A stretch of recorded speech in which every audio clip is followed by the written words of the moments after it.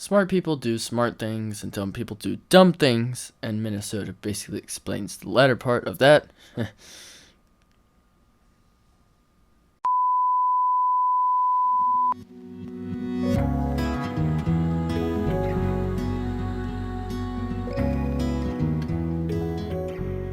Minnesota's freaking out, right? We're all aware of how Minnesota's acting. Minnesota's being a bad kid, bad state kid, bad child.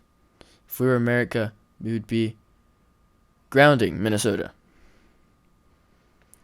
Actually, it's 2026. Lenient parents these days. But my point is, you have to understand that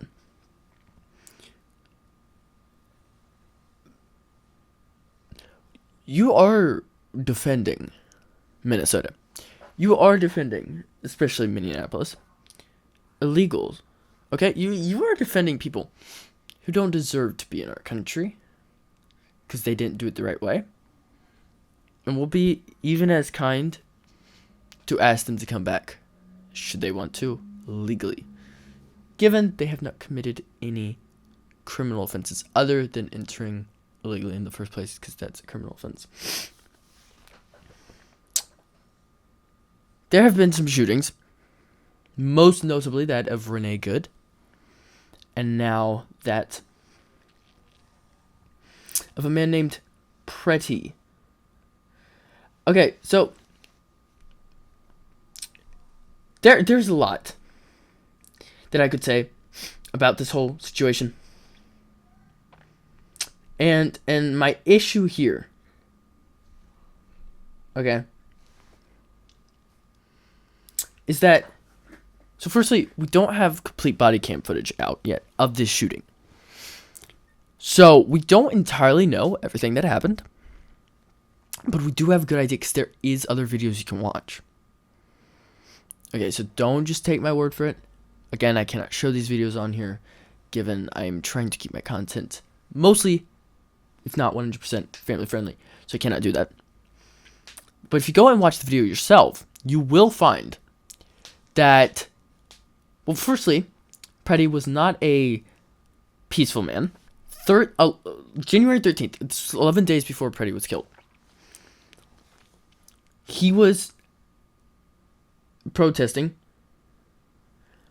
He went up to federal law enforcement agents and was engaging them and was confronting them, not in kind ways. In this footage, he is seen shouting at officers.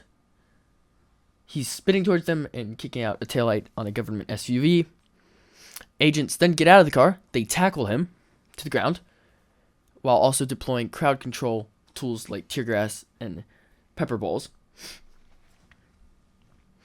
At one point in the video, there is a visible gun in his waistband.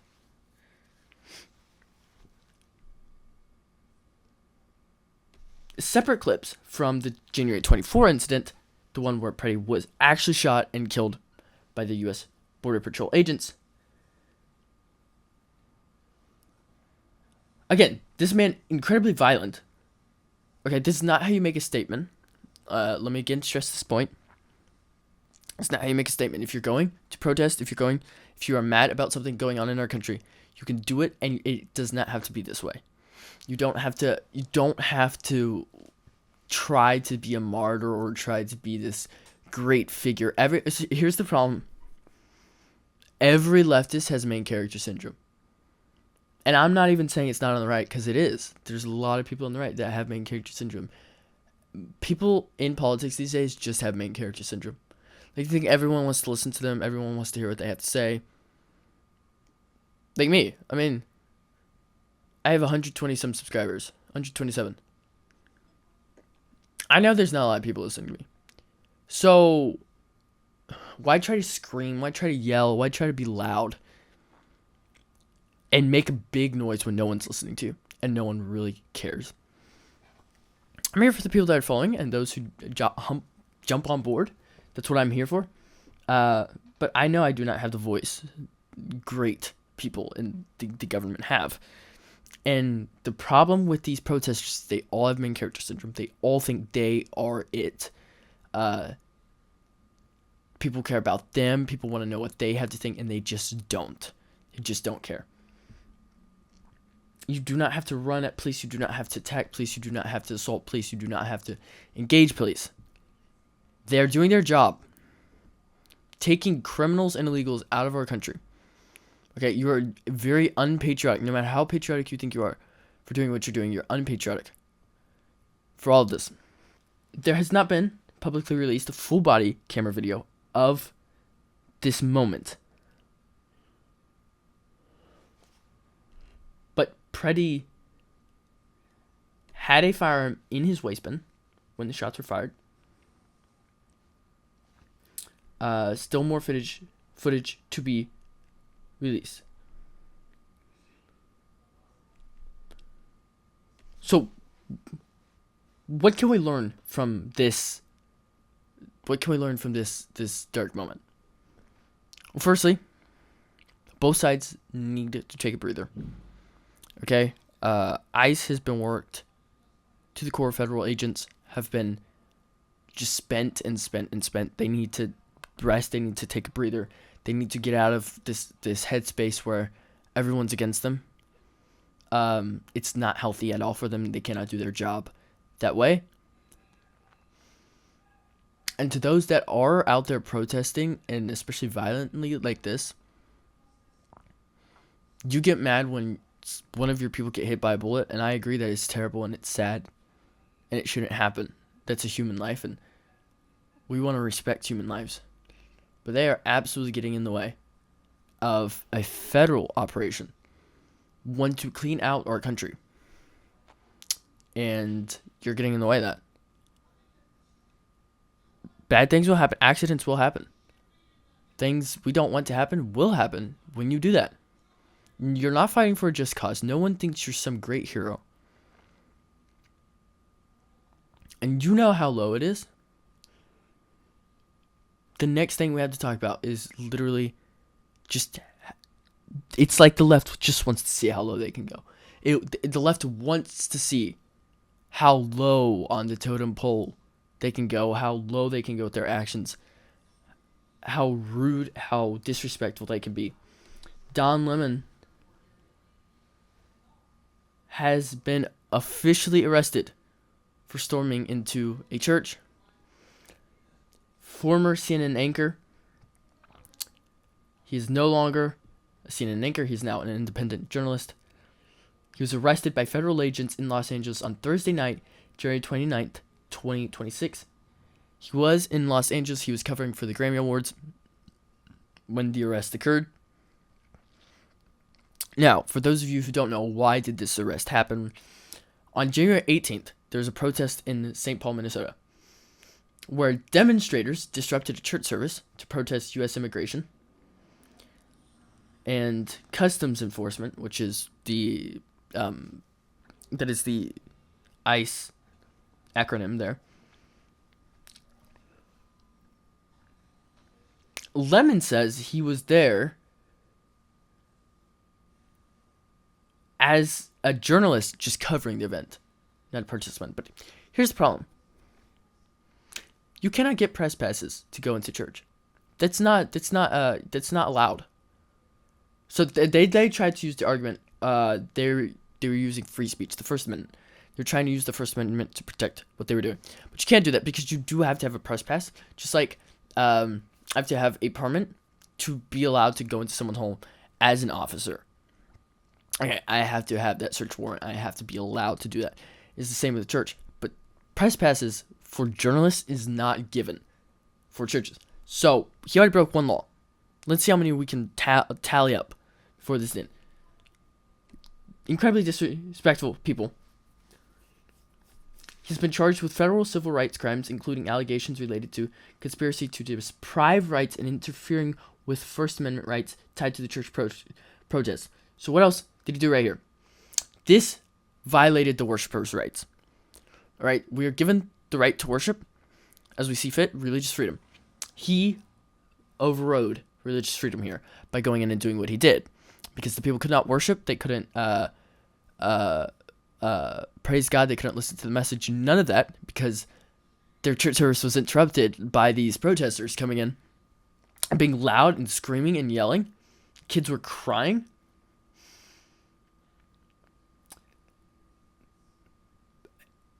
Lemon's attorney is basically trying to argue that this arrest is a violation of press freedom. But it's not, because, again, he did not have a press pass to go into the church. Third, violating private property. He was trespassing on private property. The pastor of the church said that very openly, very blatantly, very clearly, that is trespassing on private property.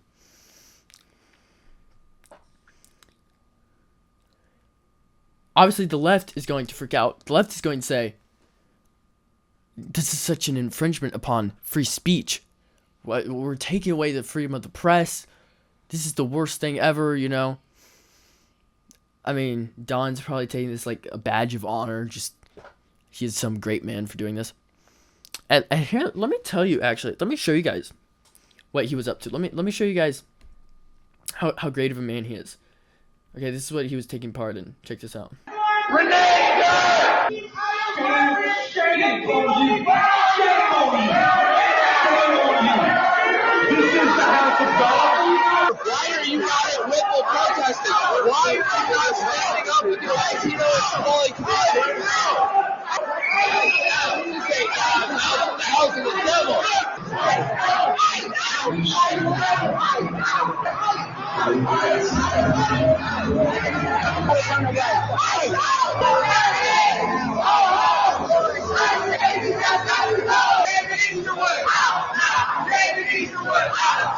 We have a duty to win.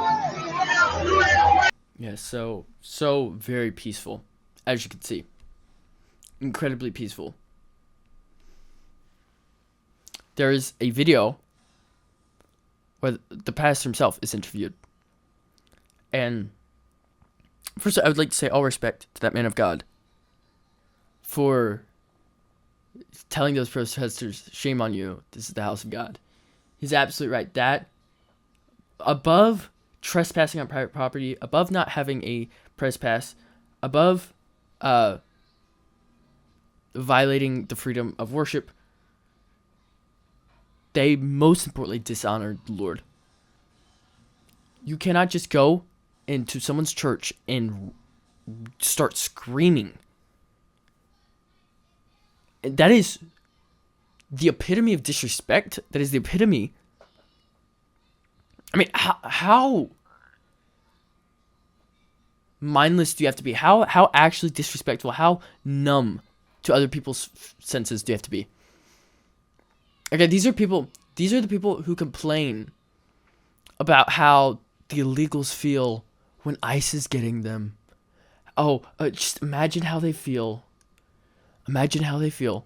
Yeah, imagine how they in the church feel. People that actually belong there. Okay, they actually belong in that country. They're doing what's right, serving God, and that's how you treat them. That looks really good for you guys. I hope you guys keep making mistakes like this, because no one buys it. No one thinks you're good. No one's proud of you for what you're doing. No one is proud of you. Okay, not a single soul is proud of you for what you did. I doubt you even have a good conscience after doing that, unless it is so seared, okay, that you cannot possibly fathom feeling any remorse for what you just did. The epitome of disrespect. America was not built on people like that. Absolutely not. Melania has released a new self-titled documentary that premiered on January 30th. The First Lady, crushing it. Let's check out the trailer right here.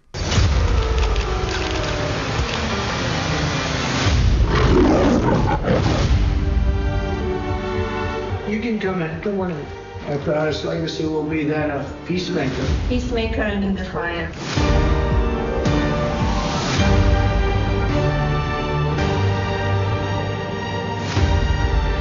Beautiful. Together. together with like-minded leaders. We have a voice. Is it safe? It is safe.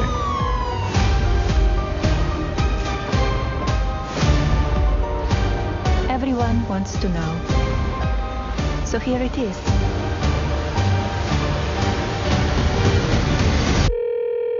Hi, Mr. President. Congratulations. Did you watch it? I did not. Yeah, I will see it on the news.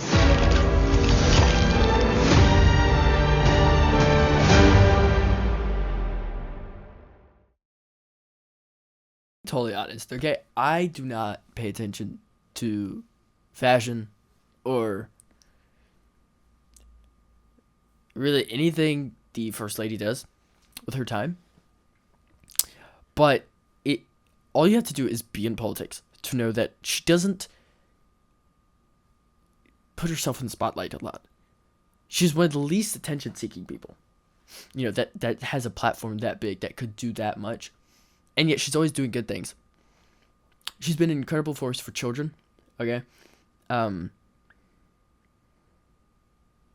She's more patriotic than many Americans at this point.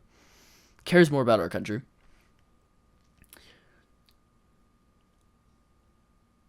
Now, of course, the left wants to trash this and act like nobody cares.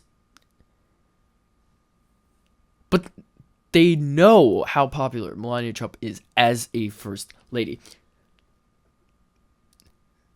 Okay, I will tell you right now that Melania Trump is probably the classiest first lady we've ever had. There's Jackie Kennedy, who was very well known for being classy. But Melania Trump just has a way about her. She's a regal person, and I truly see care for America in her. I wish more Americans were like her. And she does so much under the shadow of President Trump. It's very cool to see her coming out of it and being able to show what, a little bit behind the scenes in her life, the 20 days leading up to his inauguration. Pretty crazy. I will probably have to watch it at some point, and I'll give you guys a full review if you would like. I do think it's interesting. I think it's very interesting. And we'll wait to see how it does. But again, I really appreciate her. I think she's been a very good first lady, and often I think she's one of the few people that Trump actually listens to. So to have a good influence on you, something very important. There's a man known as Harvey Laureano Rosales.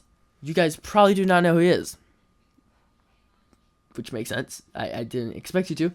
There's a federal judge in Nevada, U.S. District Judge Richard F. Boulware II. He was appointed by Barack Obama.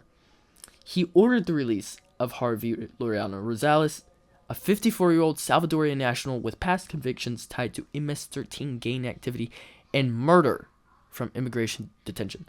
So this wise judge, right, this very wise, very well suited for his position, absolutely capable in his job, just released a gang member and a murderer into the streets. The court ruled that the government did not have lawful authority to keep Laureano Rosales in custody under immigration detention rules, because his removal was not reasonably foreseeable and had stretched beyond what U.S. laws allow under the Immigration and Nationality. No. Just, oh my soul. His lawyer said he no longer was part of MS-13 or organized gangs and feared persecution if sent back to El Salvador or Mexico. Okay. We're going to have a really quick lesson right here. It's going to be the most simple thing you have ever heard, okay? Making direct eye contact with you guys, okay? Is this uncomfortable? Okay. Does it need to be more uncomfortable? Do we need to do that? Okay. Let me just get a little closer, okay? What you do And get ready, because this is pretty crazy. What you do has consequences. I said it. I know. It's hard to believe, but what you do has consequences. Okay, and if you do something horrible, like being part of this massive, murderous, lethal gang and killing people yourself, and then you're fearing what your gang may do to you if you're sent back to your country, it's hard to find pity for you. Because should I? Maybe.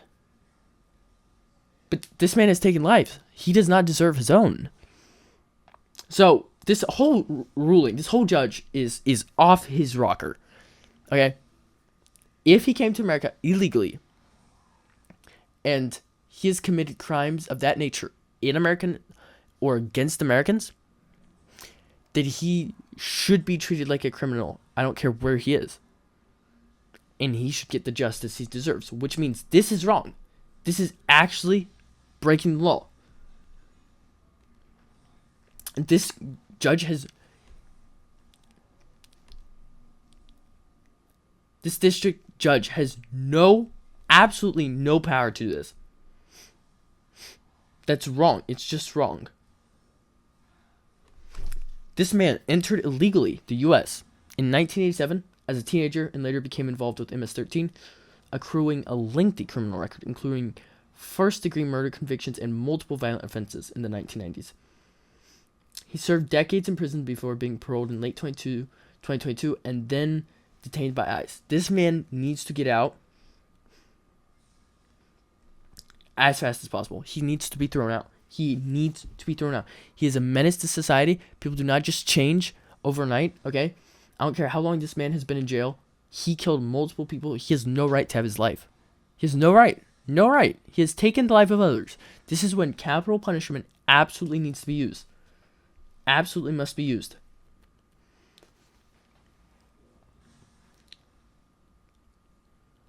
So wrong. So, again, this judge has no right for what he's doing. It's absolutely wrong. Totally incorrect. What does this all lead to is that victim mentality. You start feeling bad for the wrong people. And it's a deterioration in our society, in our generation. This is what people are messing up with. They don't understand what consequences are. And bad people are getting away with crime. Bad people. We can't allow this in America anymore. Thank you guys so much for listening. I will see y'all in the next one. God bless.